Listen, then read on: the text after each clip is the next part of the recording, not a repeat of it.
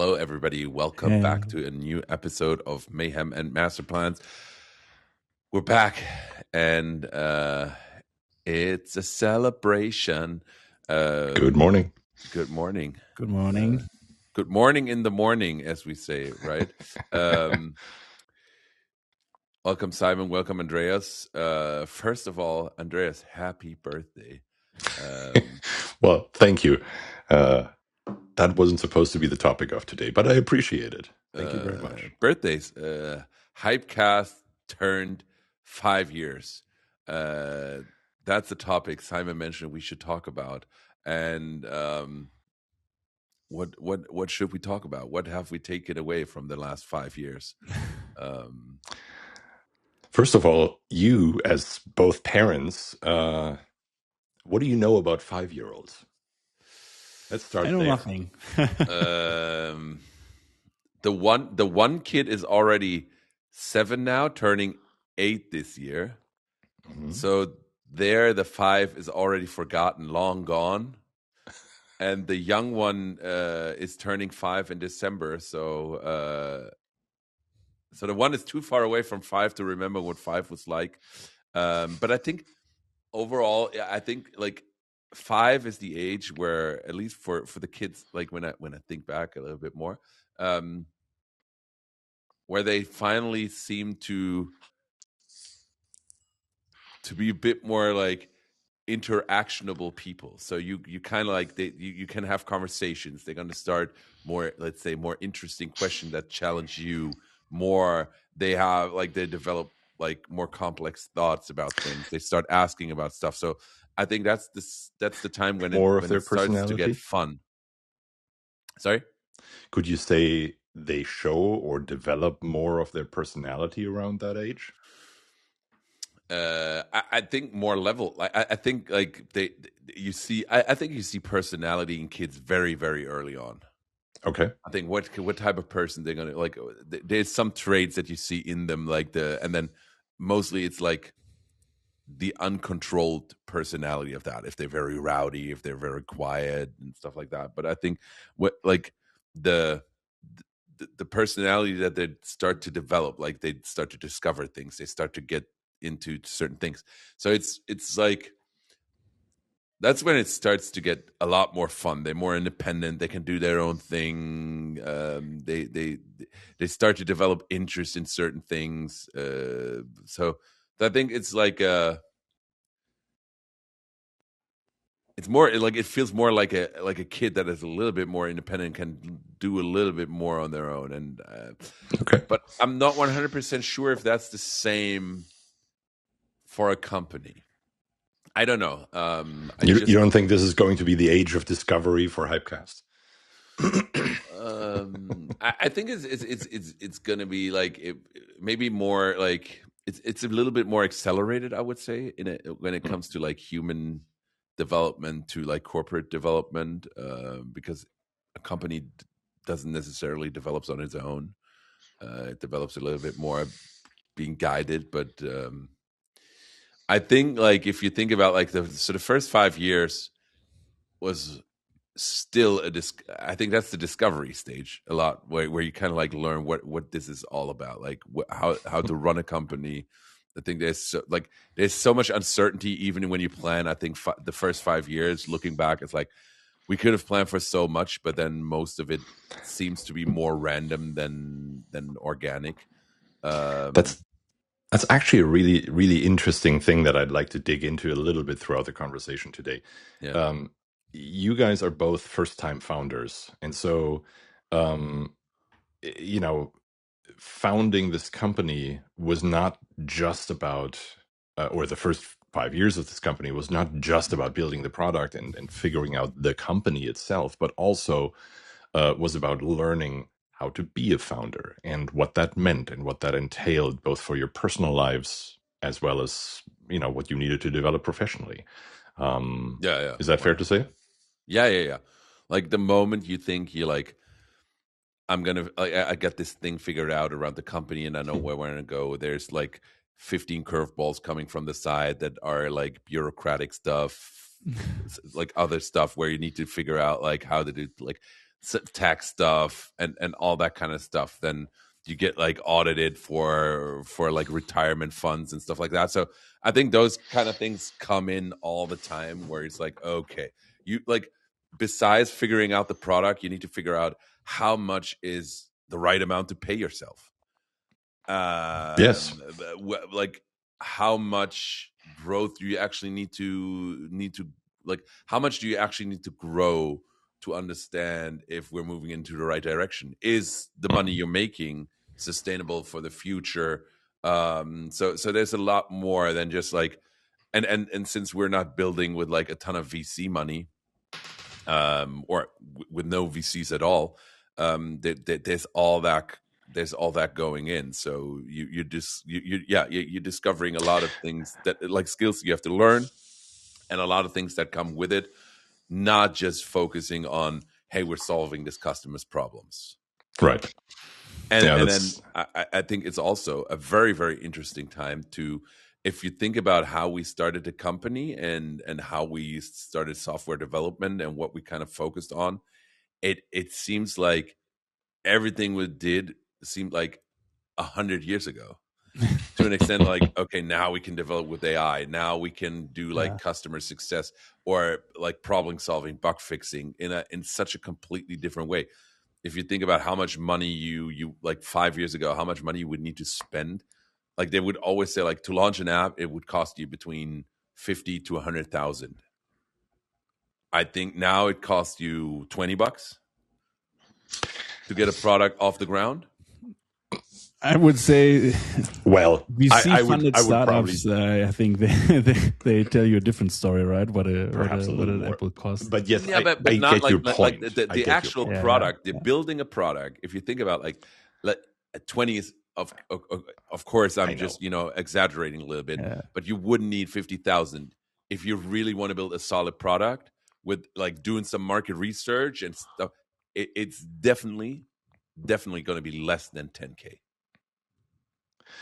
It can be. I think depending on the product, depending on the people involved. Yes, I agree with you. I think it can be. I think if you're willing to embrace new tooling and new technology, and perhaps you're willing to shift your mindset from creating every line of code towards, well, testing every damn line of code, right? Let's not forget about that. If you're I think if you're starting out and you're building a POC, you don't need to have super, rugged code. You don't need to have bulletproof systems yet, because you just need to showcase that your idea works the way you imagine it, or you need to be able to test it against real human interaction and see where it breaks. But so I think in terms of prototyping, I think in terms of validating product ideas, I think we're in a particularly golden age right now. If you have people who are willing to embrace current technology with all its shortcomings, I think once you roll it out and put it on servers and sell it to businesses, especially, an individual who subscribes to a software product is often willing to, I mean, they might bitch and moan, but they're willing to generally accept if something doesn't work immediately, or, a company, if you're in the B2B SaaS business, that's a whole different story, right? If you need to, you mentioned audits earlier, if you need to hit certain certifications and recertifications, you got to make sure that the code that you build or that your agents build, passes muster. And I think that's important to understand and to realize. But that doesn't take away from your point. So I agree with you. Yes. I think it boils down to something that I at least look at all the time.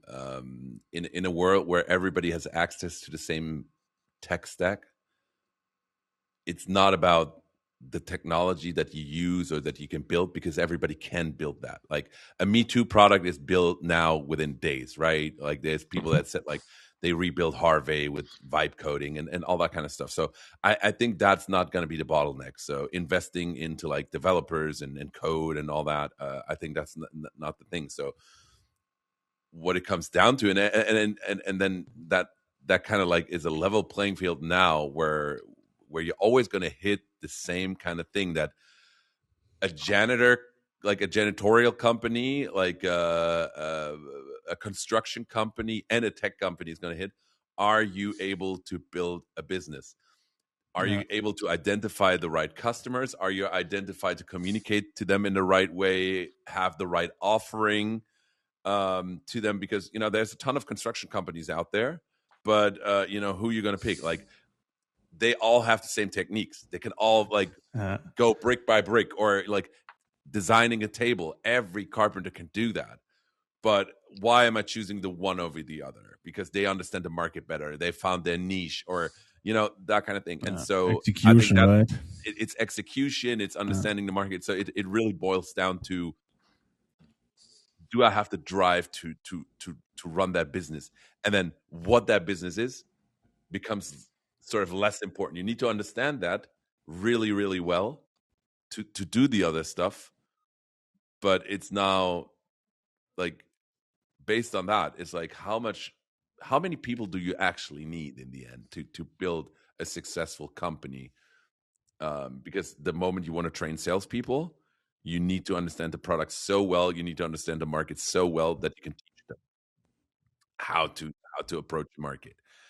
We can all do Google ads, but if I don't know who I'm catering to, then what am I doing? So I think it really boils down, then everybody has kind of like the same limits, the same limitations, the same struggles. So it's all about persistence, perseverance, going into the trenches, getting dirty. I think that's what it comes down to. And so, now everybody can start a company, but I think in the next years, we're going to see very different types of founders, because then money isn't the issue anymore. Is money the bottleneck within like a lot of things? Well, we're back to more creativity. I see this AI supported age as kind of a threshold of hopefully getting back more creativity again, because you were very often limited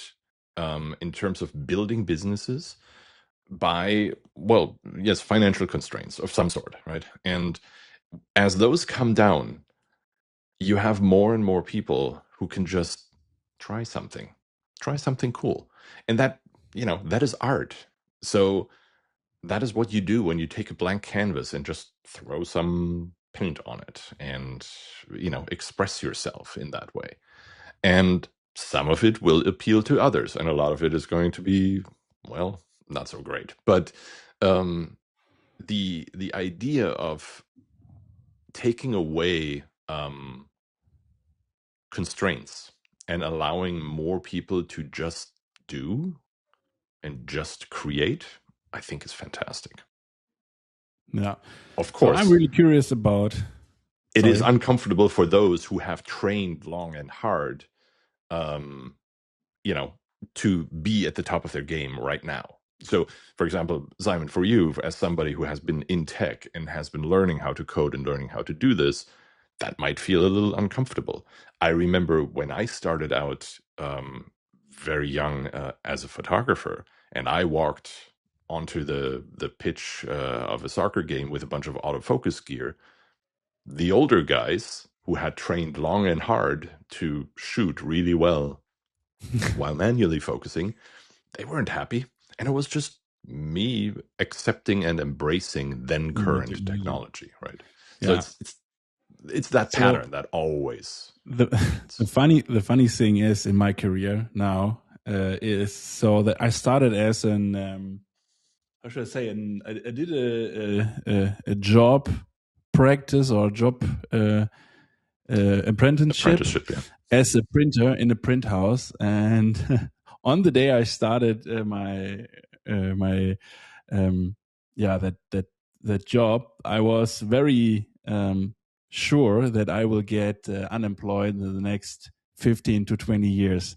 And then I thought, damn, I need to get out of this business here and find another job, right? And I thought, okay, maybe the next industry which will be thrive, as you like to say, Andreas, is the IT business, right? And then I transitioned into the IT business, learned programming by myself, became a CTO, and now it's like that new technology will make all software developers unemployed, or anyway. I think So that's I do want to get back to that creative aspect, though. I think I've seen this argument made recently, of course, by many others too. As you read blog posts and short form postings from people who are in the software industry, obviously, since coding paid so handsomely, there's tons of people there who are just doing the job, who are not really great at it. They're just filling a seat on a team, right? And they're executing well, and it's nice and good, but they're not particularly standout creative developers. And for them, it's going to be hard. But for people who are true craftspeople, doesn't matter if it's woodworking or metal or code. I think this is just a new tool, and it'll unleash more opportunity. It attracts a new kind of people, right, into software development. One sentence, what really is still in my ears from Max. We had a conversation about so our last software freelance team. So we hired on Hypecast, and we were quite unhappy about their performance, right? And then I tried to explain why and how and all this stuff. The microphone, please. Yeah, and then Max was super upset, and then he said, so the software developing industry is really ready for disruption, and it really is. Like, so there's so many software developers who are really just doing their job, feeling very comfortable about everything, and they built a walled garden, right, in their company.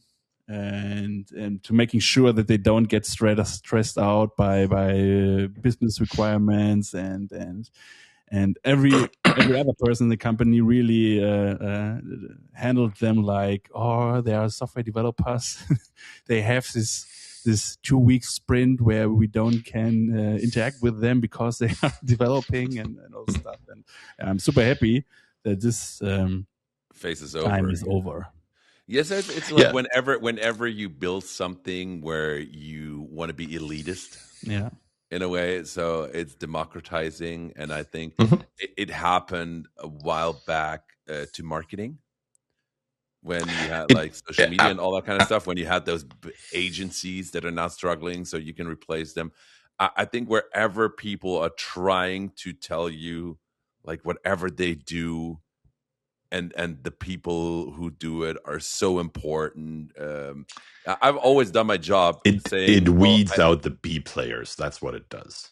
And I always said, like I think it's like, I think in the end it comes down to, again, are you willing to get down and dirty? Like the moment you do that and you're trying to like go where nobody went before, you're always going to have a job. Like I knew, like when I was working in corporates, even though I was doing a great job, I always knew, and I told myself, if I'm not here tomorrow, somebody else is going to do it, and they're going to do it like as good as I'm going to do it. They might even do it better. Who knows? Like I'm going to know my value, but I know how replaceable I am, and whenever you think like I'm not replaceable in this thing, I think that's when you're the weakest. That's when somebody comes in and kind of like, of course, gets you out of the way. And so with that, and we talked about also how nobody kind of saw this, that everybody was talking about AI and how they're going to replace lawyers and that kind of stuff. And nobody, like at least I can't remember that nobody was talking about, oh, the first people that are going to go are software developers. No, like everybody said, like you need to go into software development now because that's where the future is, because everything is going to be built around tech. And nobody really, the experts, like at least in the public eye, weren't talking about this is the first industry to really get fucked over. Why is I that? think it, Yeah. I think one of the things is that it's, well, easily described, right? Code is easy to read. It was technologically for LLMs easy to kind of ingest and to spit out again. You have to realize, of course, that AI has nothing to do with intelligence, right? It is just a system, the LLMs that we're currently dealing with, that they basically just give you what is the most reasonable next thing, according to a huge corpus of prior knowledge. And so, because of course in software development, a bunch of stuff has been solved before, over and over and over and over again, it is relatively easy to regurgitate. So that's an easy thing to do. Easy-ish. But I think, and the same probably is true for some marketing aspects or some other kind of relatively repetitive tasks, right, Max, that you mentioned earlier. I think it is worth calling out the A players, though. So, for example, Simon, you mentioned the most recent freelance team that we ultimately weren't quite so happy with their performance. But prior to that, we also, at some point, I remember you hired an individual coder who helped us and who knocked off a bunch of stuff and did some really great work in super short amount of time. So that is the opposite, right? Yeah. That is an A player who you still want to hire, who you would still Absolutely. you might give him a longer list of stuff to do now. You might tell him use Claude or whatnot to get more of this done, or allow him to do that. But you would still want to hire that guy. I had the same conversation on the marketing side over the weekend with a friend of mine who, because I mentioned an interaction with Charlotte, who runs social media and generally helps me with marketing for Forward Momentum. And he's like, well, couldn't you just do that with AI? Why do you need her? And I said, yeah, maybe I could do the output itself close to it, but what I cannot replicate with AI is her input and her sometimes left field questions that she has.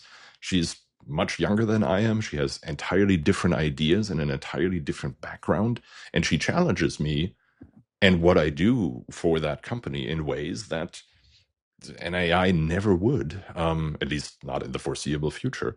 And frankly, I appreciate that kind of interaction and that kind of input. And so that's why I'm going to disagree on that nowhere right now. near replacing that. I'm going to disagree on that because I think we had this interesting talk that we did at the Voices, and we talked about, talk more, prompt less. And the kind of like learning was the initial creative work has to be done by you. And so like to a certain extent, I think you can do that, but you would need to develop the idea that you want to go for. But what you then can do, so you need to make the hard work, like the inconsistent, what is, that you have to start trusting your gut feeling, and less like data driven stuff. You kind of have to go like where nobody's going. Like the thing, like Steve Jobs probably didn't build the iPhone on super valid data. So it's again back to like Henry Ford. If you ask people for like they would ask for a faster horse. So yeah, exactly. Like making that creative thing, like really stretching the boundaries, or coloring across the line. That's what you need to do. And then you can take AI wonderfully and say like, hey, imagine you're a 20-year-old and you challenge me. What are your ability? Like, what would you disagree with? What am I missing here? So because it kind of goes back and cross pollinates from, experience. So that becomes easy to kind of like reference what I'm thinking new against what is existing out there. What is happening at the moment in a lot of ways is people, and that's why every LinkedIn article sounds the same, because everybody's saying like write something, and then it goes back to what was successful, and it's going to write exactly that in the way you want to do it. And I think there's a very interesting interview section, and we can link it in the episode. It's from CNBC's Delivering Alpha 2 years ago, where Ben Affleck talked about AI and that AI doesn't stand a chance against actors or Shakespeare.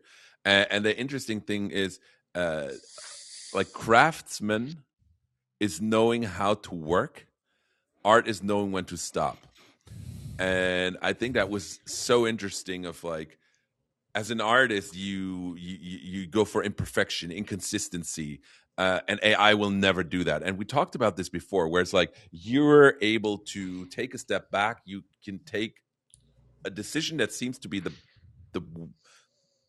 the weaker or bad decision for the moment, because you, in your gut, this will help me for a future outcome. And that kind of decision making and that gut feeling from experience of personal interaction with certain personality types is something that we've learned, and that we've learned over like that world model that is within our head, that we know, like we have to, again, we don't have to see 100,000 tomatoes to understand this is a tomato. It probably takes us 1 or 2 times to understand what a tomato is, because there's already so much downloaded on our hard drive from like 100,000 years of evolution, which helps us to have gut feeling, to understand like the sixth sense of like when danger hits, what a good person is, all those kind of things. That's what you have to lean into, like much more into, like you have to become a lot more human to be successful, I would say. And that is quite, like, I think that's it's going to be quite interesting. Like I'm looking forward to that. But so our basically our line of the day is AI. It helps humanity and kind of pushes be it more forward. human. Yeah. Exactly. But like the last 5 years, looking at Hypecast, what was kind of like your highlight and your low light? What was the moment you were like, oh God, and what was the, oh yeah, like surprising or something like that? So the low light, starting with the low light. You not talking into the microphone. The low light is definitely around. So it was not that. He just ignores me. He just ignored it. Huh? Pure mayhem. Low light is you not talking into the microphone. That is. Bricht das wirklich so ab? No, it's not that bad. It gets really quiet. Yeah. Okay. Yeah, so it was not really a situation or a moment in time. I think looking back, it was really a low light is so how underestimated or how much we underestimated how less we know. Is it how little? How little we know about business, about running a company. And then we went into this accelerator program, right, where they told us a bunch of stuff, but I would say nearly absolutely useless, I would say, how the rest of the story went. They tried to prepare us for the VC path, and then that path was not our path, and then I think we needed different tips and different a different playbook, right? And I think having that so beginning of our journey, like someone who says you need to get dirty, you need to you need to figure out stuff by yourself, or even just look around your family if there's someone is running a business. I think you need to have the 101s, right, for the small foundation about running a company, right? Bookkeeping, talking to clients, responding to clients, right? Deliver jobs and all this stuff. I think that would be more helpful, like all this stuff we learned the first 12 months, I would say. Yeah, like to that point, probably if you're thinking about starting a company now, like forget those accelerator programs, and like if you want to, like not if you just want to run like a pure play or something like VC back where money doesn't matter, but if you really want to start a company, go to your next door neighbor who has his own like body shop running, like because he knows how much money he can spend in a month and how much money he needs to make to have his margin right, and how much more money he needs to make to get like the next $5 in his pocket, and like that, like super basic stuff. That's what of course it's not the fun part. Of course that's what you're not starting a business for, to understand like all of that. And if you have a lot of money, you can hire people, but as a founder, and if as a leader, as a C-level leader, if you have no clue about that, like you can hire people to do that for you, but if you're not, again, understanding that how it works, you will lose so much money on stuff where you just don't know what you're using it for, and how fast it's draining your funds and stuff like that. I think that's one reason why startups need that much money, because nobody understands to an extent of like, okay, what kind of money do I have? What kind of money do I need to make this work? Actually, like I would kind of jump in there with a couple of thoughts, though. So first, to answer your question, for me, my highlight with Hypecast was actually around that same time. For you guys, because at that time I was kind of still a little bit more removed, for you guys to decide to forego the VC path and to focus on a cash flow bootstrapped, well, with angel investments, but to stop chasing seed VCs. strap, as it's now mentioned. Seed strap, fine, great. So for me, that was an absolute highlight, because knowing that you guys were in it to build the product and to solve your customers' problems, that was the fundamental expression of that. Because you said, you didn't say it, but you expressed that you trusted that the idea is good. You trusted that you can execute it with help. You trusted that there would be people out there who saw the value in it and would buy it and would pay for it. And you were willing to, yes, dig in, get dirty, and do a lot of stuff yourself on a smaller scale. Chasing VCs, excuse me, chasing VCs means telling that story and then trusting that they give you plenty of money to hire a bunch of people to execute this vision. Some of whom will be great and amazing and will do a fantastic job. And many of them will, fill their slots and do their work. And overall, sure, a VC-funded enterprise, can thrive, can absolutely thrive. But you're right. Most people still forget that, that lesson from your neighbor who runs the body shop. And I think that's fantastic. For me, that was a highlight, and that conviction was the reason why I decided to kind of join you guys on this path forward. So we had a low light, we had a highlight. So I'm just going with like a mayhem or a WTF moment. Is you look at your competition, and a year and a half later, like you acquire that competition that is heavily VC backed. I think that was a moment where I was like, okay, that is one, like, it's just one example of the many crazy moments that happen where you're like this has been like a crazy ride to to experience, which is the fun part of it, where, you know, some of the stuff is like where you kind of like learn, and then it also gives you opportunity to experience like going to New York, like to conferences, and you know, there's all those different things that happen where it's like crazy stuff, and I think that is the craziest of them all so far, where it's like, okay, how, like, or having a podcast studio in Berlin is one of those crazy things. It's like, yeah, WTF? Like, it's just, How did we get random here? stuff. Yeah, that's like two of those. So we have like a highlight, low light, and then that. So that is quite interesting. Last part, looking forward. Where do you see yourself in 5 years? No, where do you guys see Hypecast going in the next 5 years?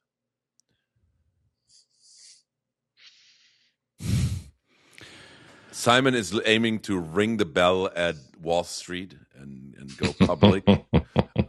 So I'm super happy about the experience we made, from first choosing the wrong path, then transition to the right path, turning turning the whole company around. I would say it's also I think a unique experience. Not many, even I think leadership or C-level.